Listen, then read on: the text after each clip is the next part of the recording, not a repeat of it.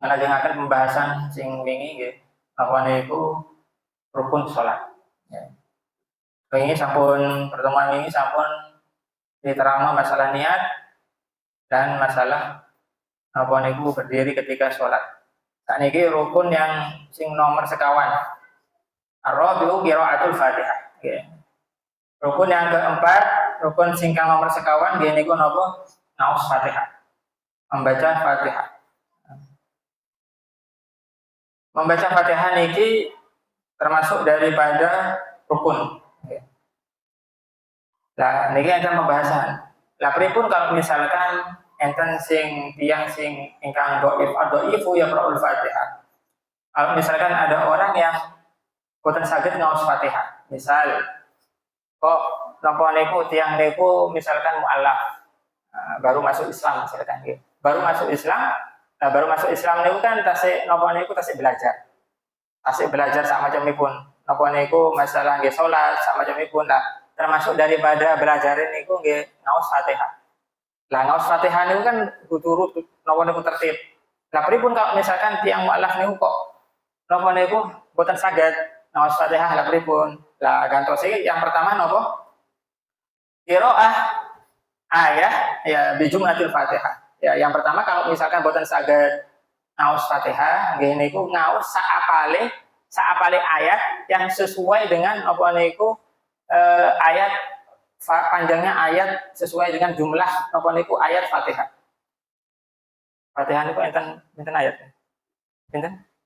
7 ya, 7 ayat. Berarti napa niku dia ini si mualaf niki butuh napa niku ngaos ayat saliyane Fatihah sing dekne hafal. Ya termasuk napa mawon misalkan sing penting 7 ayat yang setara dengan Fatihah. Kalau misalkan boten saged ngaos Fatihah. Ini misalnya niku mau kasusnya misalkan tiang mualaf nggih niku. Utawa napa kalau misalkan wa ilam yastati. Ya, kalau misalkan tasih boten saged misalkan ini benar-benar mualaf baru misalkan baru masuk Islam, baru melebat niki tasih ayat niki Islam lha pripun? Nah, niki kalau misalkan boten saged lha pripun? Ya qra'u adzikrir bi qadril Fatihah. Kalau misalkan tasih boten saged ngaos ayat yang seukuran Fatihah, maka nopo ngaos zikir yang seukuran Fatihah. Misal kayak misalkan dia wis apal kayak misalkan subhanallah walhamdulillah wala ilaha illallah wallahu akbar la ilaha illallah muhammadur rasulullah la haula wala quwata illa billahil aliyyil azim astaghfirullahal azim alladzi la ilaha illa huwal hayyul qayyum wa atubu ilaih. Nah niku. Jadi dengan ukuran daripada kira-kira mawon, kira-kira diperkirakan mawon zikir niku napa niku sesuai dengan panjangnya Fatihah. Kalau misalkan boten saged niku mau, kalau misalkan boten saged ngaos Fatihah, lah niku sagede misalkan apal ayat-ayat selain daripada Fatihah nggih, ngaos ayat-ayat saliyane Fatihah. Tapi kalau misalkan tasih boten saged, lah niku ngaos napa niku zikir-zikir sak ukuran Fatihah sing sesuai dengan hafalnya dia, sesuai dengan hafalnya dia, ngoten. Lah pripun wa illam yastati.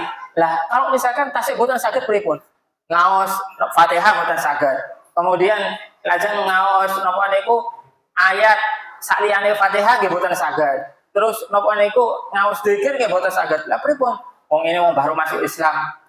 Baru masuk Islam nggih boten saged napa-napa misalnya nggih. Boten saged napa-napa. Lah pripun?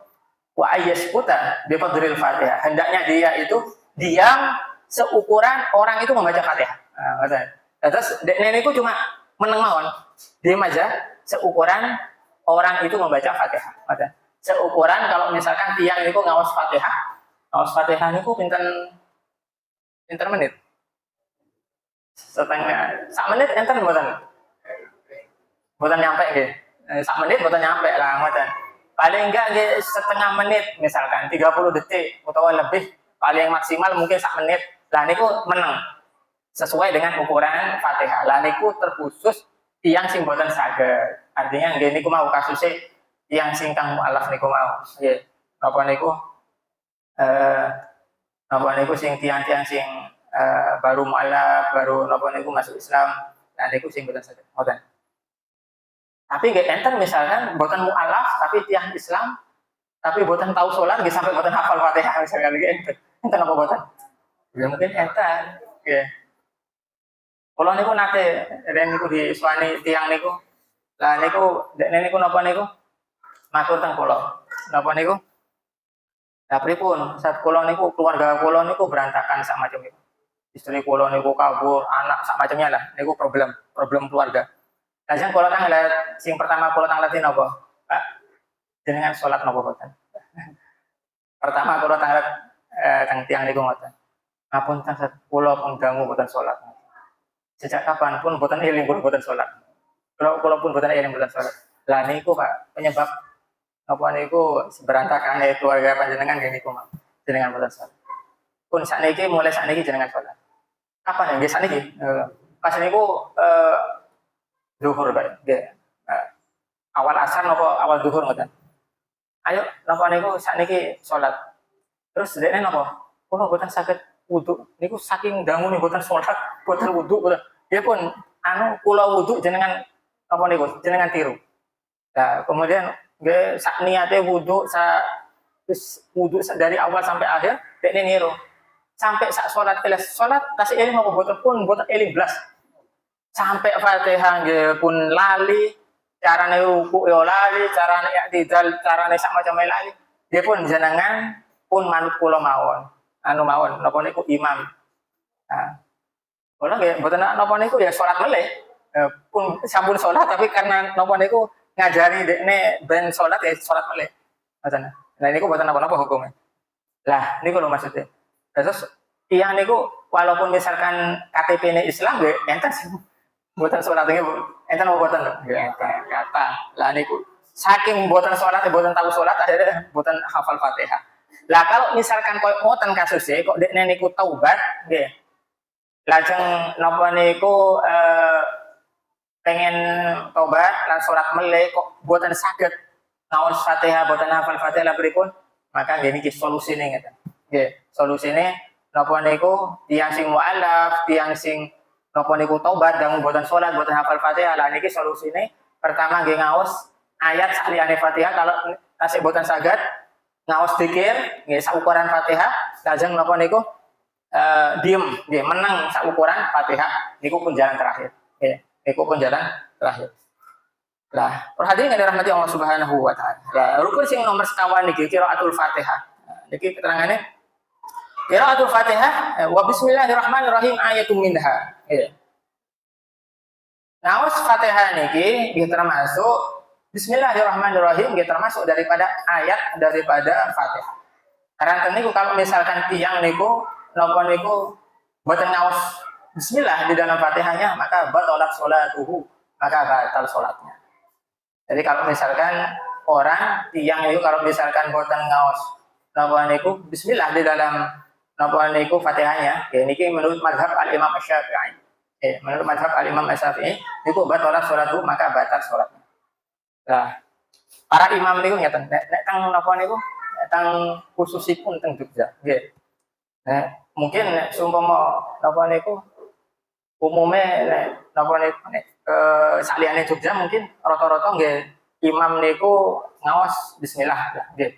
Tapi nek teng Jogja niki nggih enten sing imam niku mboten ngaos bismillah ketika napa niku ngaos Fatihah. Lah napa niku ba'da takbir Allahu akbar. Alhamdulillahirabbil alamin. Nanti napa boten jenengan? Lah pripun ngoten? Kalau misalkan imam niku ngaose bisir, bisir niku artinya boten dikerasno, boten dijaharno. Lah bisir niki misalnya Bismillahirrahmanirrahim ngoten. Bismillah niku bisir amin. Bismillahirrahmanirrahim. Lajeng baru napa niku alhamdulillah baru dijaharno, dikerasno. Bismillahirrahmanirrahim. Alhamdulillahirabbil alamin. Lah pripun nek ngoten boten napa-napa. Tetap napa niku makmum sah. Makmum boten napa-napa. Tapi kalau misalkan nggih asli boten ngaos blas walaupun dengan sir, nggih walaupun dengan napa niku pelan. Allahu akbar. Alhamdulillahirabbil alamin boten ngaos blas. Lah pripun? Kalau misalkan ini ulama Syafi'i, matur ngeten. Al awwalu ya idza sami'ahu al-imam ya ghairu qira'atil Fatihah yazunnu haqquhu bi qira'atihi. Ya. Yang pertama adalah kalau misalkan makmum itu napa niku boten mireng imame ngaos bismillah ketika Fatihah. Maka pripun? Makmum yang pertama caranya makmum itu harus husnudzon. Husnudzon itu apa? Husnudzon itu baik sangka kalau imam itu baca bismillahnya itu dengan sir. Ini misal jenengan bermakmum, makmum. Lah kok napa niku boten mireng napa niku imame ngaos bismillah langsung alhamdulillahirabbil alamin.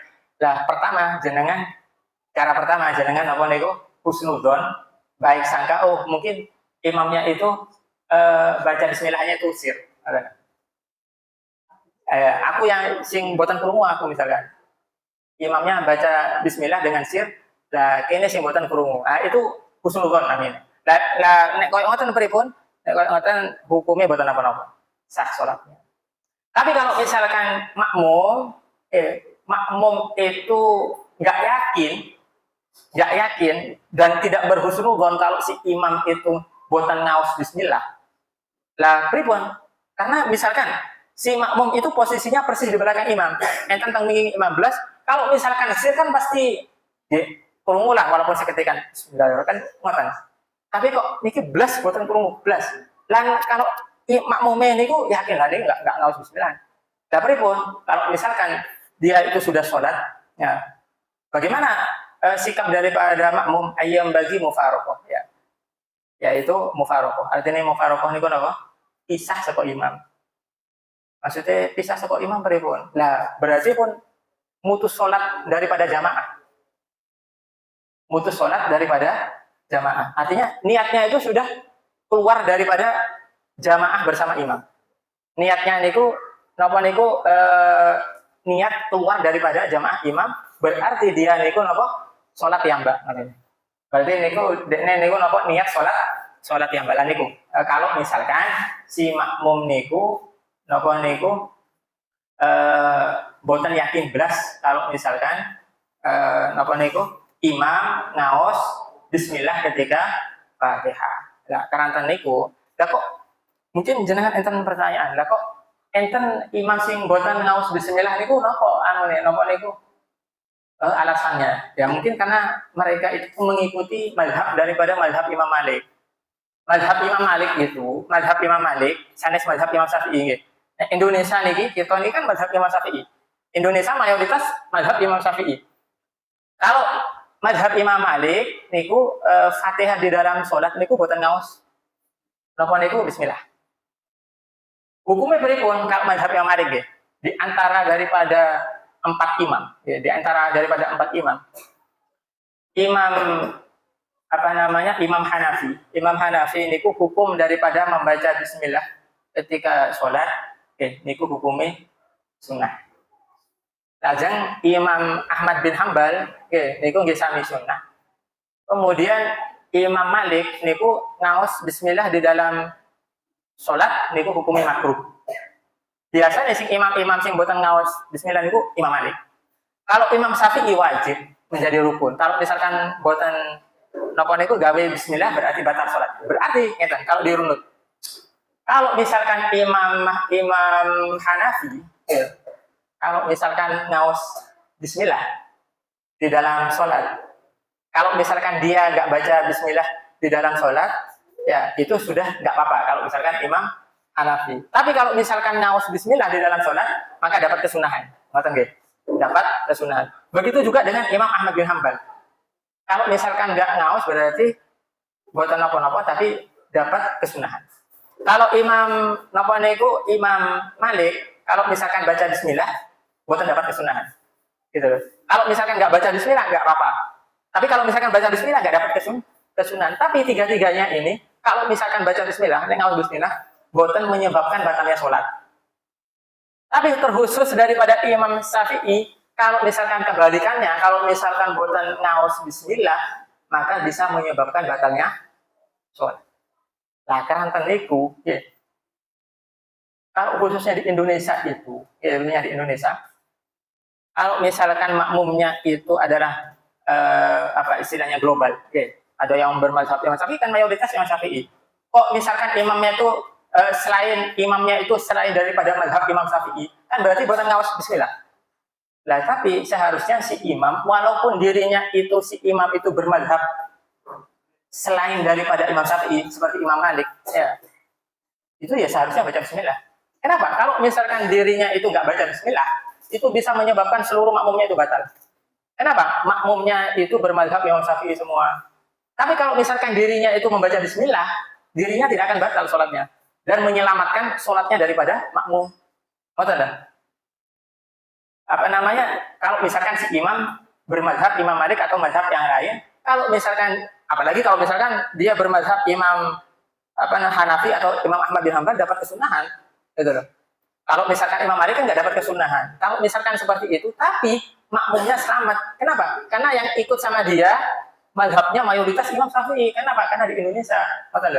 Kalau misalkan si imam tetap ngotot dia tidak baca bismillah, kemudian makmumnya itu mayoritas daripada Imam Syafi'i, yang sah itu cuma imamnya aja sholatnya.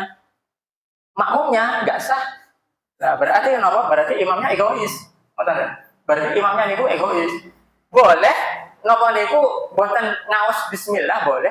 Kalau misalkan terkhusus, misalkan iki jamaahnya itu khusus jamaah daripada dirinya itu napa niku mazhab Imam Malik semuanya misal semua yang ada di masjid niki di musola niku mazhabnya Imam Malik semua, maka dafri pun niku boten napa-napa gas boten napa-napa boten ngaos bismillah. Tapi kalau misalkan di Indonesia yang istilahnya mayoritas daripada Imam Syafi'i, ya maka ya seharusnya bagi imam yang imami sholat, yang imami sholat di masjid-masjid Indonesia yang makmumnya itu adalah mayoritas daripada Imam Syafi'i, ya seharusnya baca bismillah.